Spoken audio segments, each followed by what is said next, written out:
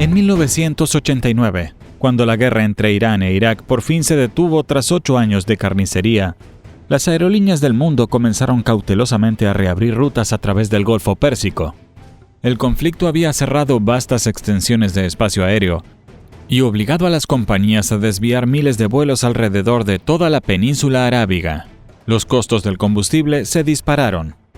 Los tiempos de vuelo se inflaron. Las aerolíneas perdían dinero en los desvíos que añadían kilómetros adicionales a los servicios rutinarios.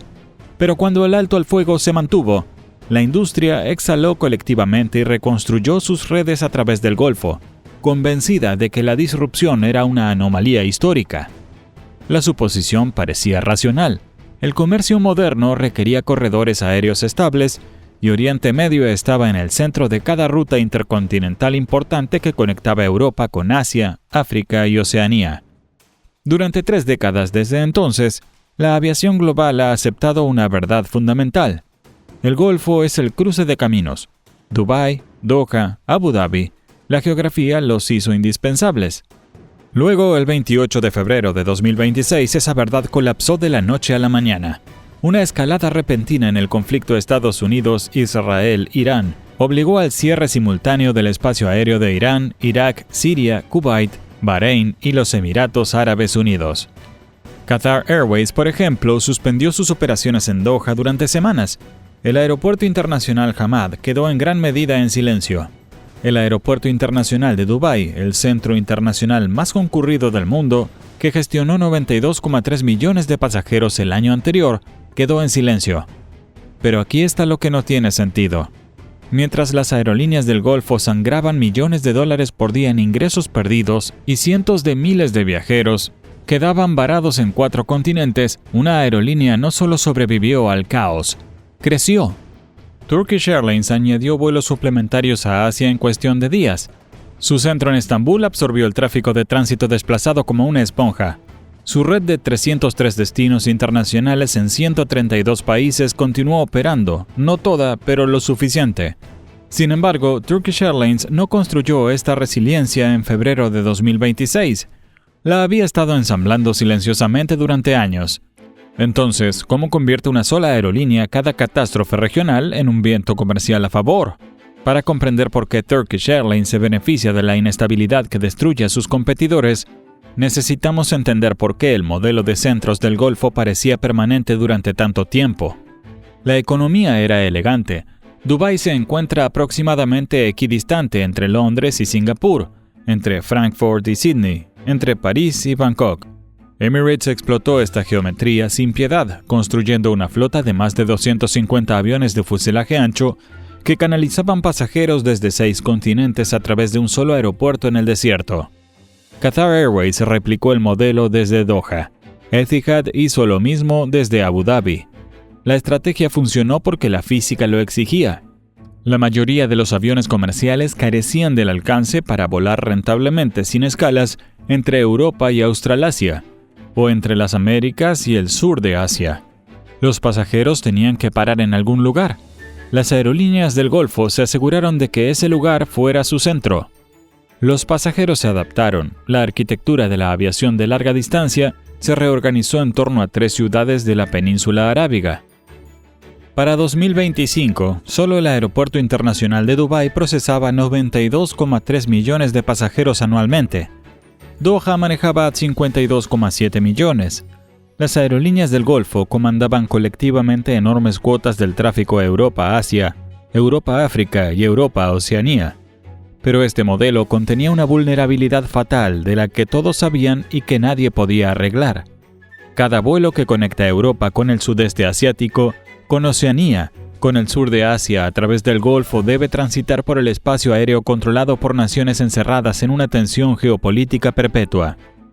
Irán, Irak, Yemen, la propia península arábiga, una escalada militar, un intercambio de misiles, un cierre del espacio aéreo y todo el sistema colapsa. No gradualmente, instantáneamente. Estambul se encuentra al noroeste de la región. Ocupa un corredor geográfico entre Europa y Asia que pasa sobre Turquía y el Mar Negro en lugar de a través del Golfo Pérsico. Los vuelos desde Estambul al este de Asia pueden enrutarse completamente al norte de Irán, sobre el Cáucaso a través del espacio aéreo de Asia Central y hacia China sin entrar nunca en una zona de conflicto. Los vuelos desde Estambul a África pasan sobre el Mediterráneo Oriental y Egipto. Los vuelos a Europa apenas salen del espacio aéreo de la OTAN. Esto no es una ventaja marginal, es una inmunidad estructural o eso dice la teoría. La crisis de febrero de 2026 pondría a prueba exactamente hasta dónde se extendía realmente esa inmunidad. En 2022 sucedió algo que adelantó exactamente cómo Turkish Airlines explotaría esta posición. Rusia invadió Ucrania. La Unión Europea, Estados Unidos y sus aliados impusieron amplias sanciones, incluyendo restricciones del espacio aéreo para las aerolíneas rusas. Los cierres mutuos del espacio aéreo cortaron los enlaces directos entre Rusia y Occidente de la noche a la mañana. Lufthansa no podía volar a Moscú. British Airways no podía volar a San Petersburgo. Turkish Airlines siguió volando. Turquía, a pesar de su membresía en la OTAN, no participó en las sanciones de aviación contra Rusia. Estambul se convirtió en el puente principal que conectaba a Moscú con el resto del mundo. El tráfico a través de Estambul se disparó durante las secuelas inmediatas. Empresarios rusos, diplomáticos, turistas y familias que antes volaban directamente a las capitales europeas, ahora enrutaban todo a través de Estambul. La aerolínea no tropezó con esta posición, la eligió. La política exterior cuasi neutral de Turquía, cuidadosamente cultivada por el presidente Erdogan, dio a Turkish Airlines acceso para operar donde las aerolíneas occidentales no podían, y la aerolínea lo explotó agresivamente, manteniendo frecuencias a las ciudades rusas que generaron enormes ingresos premium precisamente porque ningún competidor podía igualarlas. La estrategia rusa fue lucrativa, pero fue defensiva, absorbiendo el tráfico que otros perdieron. Lo que sucedió en Siria demostró algo más agresivo. Turkish Airlines no solo se beneficia del conflicto, se posiciona activamente para capturar la reconstrucción que le sigue. En diciembre de 2024 cayó el régimen de Assad. Tras 13 años de guerra civil que había matado a cientos de miles y desplazado a millones, el gobierno de Siria colapsó. Turquía reabrió su embajada en Damasco el 14 de diciembre de 2024, apenas días después de la transición. Turkish Airlines reanudó los vuelos comerciales a Damasco el 23 de enero de 2025. El vuelo TK-846 transportó a cientos de pasajeros, incluyendo al propio CEO Bilal Ekşi. La cabina estaba llena de refugiados sirios que regresaban a casa por primera vez en más de una década. El peso emocional era enorme, pero también lo era el cálculo comercial. Antes de reanudar el servicio, los inspectores turcos de DHMI, la autoridad aeroportuaria de Turquía, habían evaluado el aeropuerto internacional de Damasco para su seguridad y preparación operativa. Turquía comprometió posteriormente fondos significativos para mejorar la infraestructura de aviación siria, incluyendo renovaciones de aeropuertos y un hotel de 5 estrellas en el aeropuerto internacional de Damasco. Para abril de 2025, la ruta se amplió a servicio diario. Para julio de 2025, AJet, la filial de bajo costo de Turkish Airlines, lanzó vuelos adicionales Estambul-Damasco. Los vuelos directos entre Ankara y Damasco se reanudaron después de 14 años, operados tanto por Turkish Airlines como por Syrian Air. Si Damasco demostró cómo Turkish Airlines captura la reconstrucción posterior al conflicto, Ereván demostró algo más sutil. La aerolínea utiliza la aviación como instrumento diplomático, abriendo rutas donde no existe formalmente ninguna relación política para crear las condiciones para una. El 11 de marzo de 2026, Turkish Airlines lanzó vuelos directos entre Estambul y Ereván, Armenia. Esto fue histórico. Turquía y Armenia habían mantenido fronteras cerradas y ninguna relación diplomática durante décadas, un legado del genocidio armenio y la hostilidad geopolítica subsecuente. El vuelo representó no solo un servicio comercial, sino un acto tangible de poder blando, utilizando un asiento de aerolínea para tender un puente sobre una división que los diplomáticos habían fallado en cerrar durante un siglo. El momento fue deliberado. Mientras las aerolíneas del Golfo estaban en tierra por la crisis de Irán, Turkish Airlines simultáneamente se estaba expandiendo hacia mercados completamente nuevos. Este patrón, volar donde otros no lo harán, volar cuando otros no pueden, y volar antes de que otros se atrevan, ha definido la estrategia de red de la aerolínea durante más de una década. Ahora atiende a 65 ciudades solo en África, más que cualquier aerolínea no africana. Pero aquí es donde toda esta historia toma un giro grande e inesperado. La importancia del dominio de Turkish Airlines no se trata realmente de la geografía de Estambul, y no se trata de oportunismo geopolítico.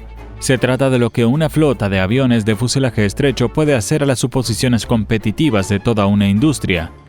Verás, Emirates opera una flota construida alrededor de aviones masivos de fuselaje ancho, Boeing 777 que transportan 350 pasajeros, Airbus A380 que transportan más de 500.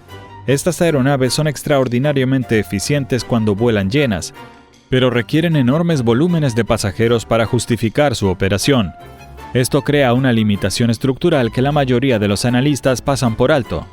Las aerolíneas del Golfo no pueden servir rentablemente ciudades secundarias que generan solo de 100 a 150 pasajeros por día. Turkish Airlines sí puede. Al desplegar Boeing 737 y aviones de la familia Airbus A320, Turkish Airlines opera rentablemente rutas a ciudades en el Sahel, en Asia Central, en el Cáucaso, en mercados secundarios de Oriente Medio que Emirates físicamente no puede atender. Un 737 que transporta 150 pasajeros a Yamena, Dushanbe o Mogadiscio genera ganancias con factores de carga que arruinarían a un 787 en la misma ruta. Esta es la razón por la que Turkish Airlines sirve a 303 destinos internacionales, mientras que Emirates servía a 148 a finales de marzo de 2025. La brecha no es ambición, es economía de aeronaves. Cada 737 que aterriza en una ciudad que ninguna aerolínea del Golfo puede alcanzar crea un pasajero alimentador para el centro de Estambul.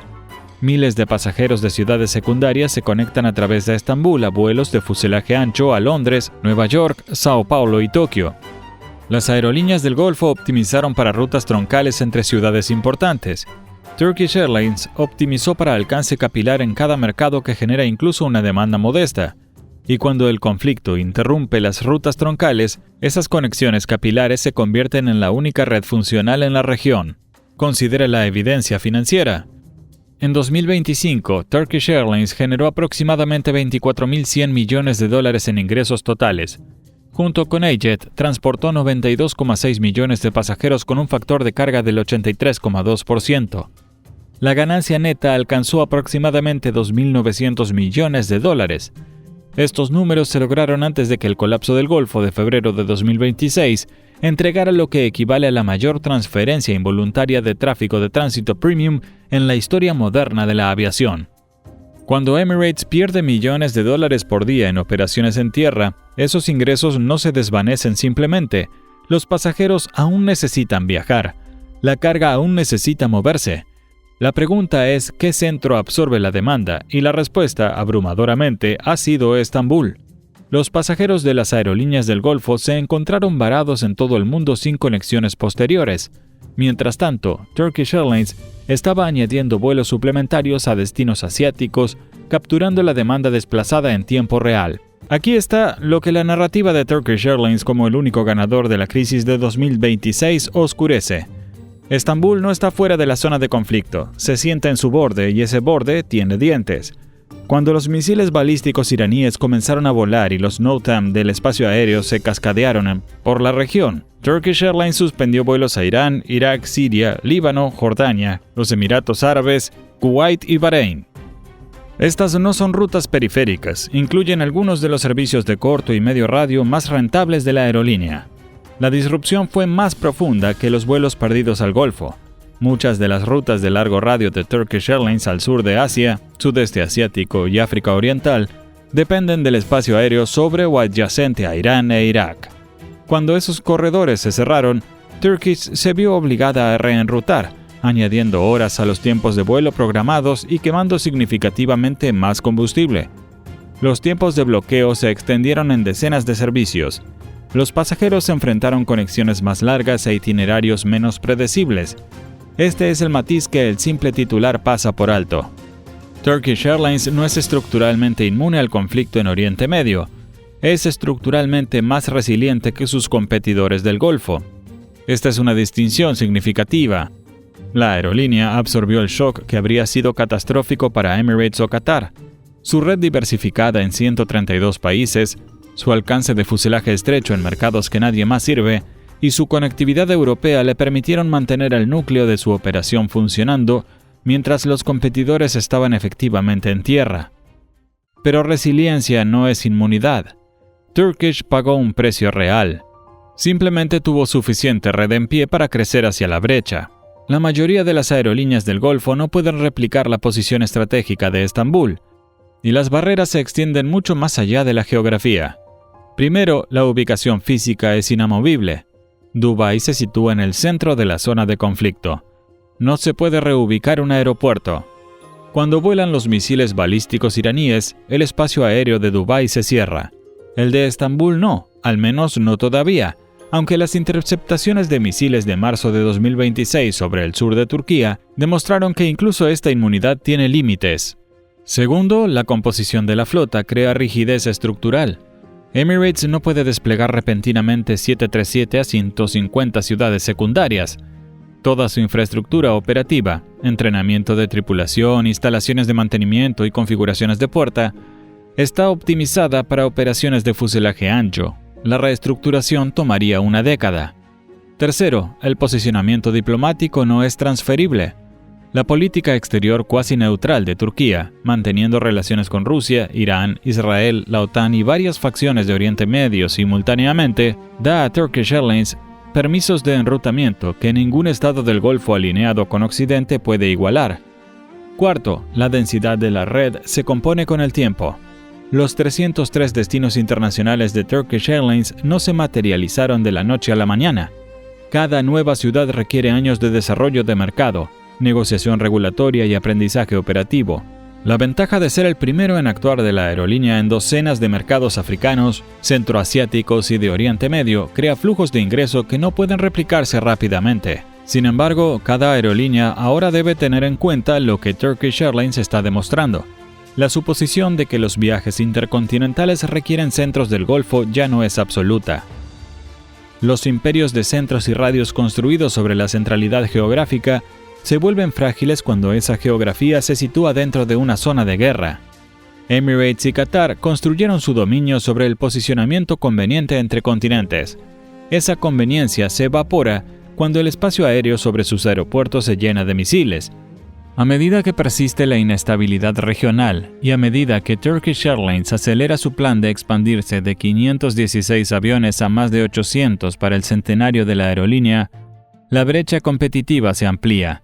La aerolínea no solo se beneficia de una disrupción temporal, está reemplazando estructuralmente la capacidad del Golfo con capacidad de Estambul, vuelo a vuelo, ruta a ruta, crisis a crisis.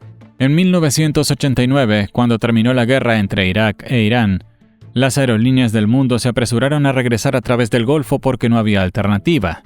La geografía del centro era demasiado central, demasiado conveniente, demasiado eficiente para abandonarla. El retorno fue automático y sin cuestionamientos. 3 décadas después, Turkish Airlines representa una prueba de que la alternativa existe y de que se estaba construyendo a plena vista mientras la industria miraba para otro lado. Cuando esos vuelos suplementarios partieron de Estambul hacia las capitales asiáticas durante la crisis de febrero de 2026, transportaron a pasajeros que horas antes habían sido reservados en Emirates, Qatar y Etihad. Las aerolíneas de esos pasajeros tenían cientos de aviones de fuselaje ancho en tierra en el desierto. Turkish Airlines tenía una flota de cientos de sus propios aviones, un corredor al norte del caos para las rutas que más importaban y una red que llegaba a 132 países. Sí, Turkish suspendió sus vuelos al Golfo. Sí, sus rutas de largo radio quemaron más combustible en caminos más largos alrededor del espacio aéreo cerrado. Sí, su programa al sur de Asia y sudeste asiático fue interrumpido. La aerolínea no salió intacta, pero tenía algo que sus competidores no tenían: suficiente red en pie para absorber el shock y crecer hacia el vacío. Esa es evidencia de que, a veces, los cambios más significativos en la aviación no requieren avances tecnológicos o aeronaves revolucionarias. A veces requieren geografía, paciencia, una red diversificada que ninguna crisis individual pueda dejar completamente en tierra, y la voluntad de apostar a que la próxima crisis siempre está por venir.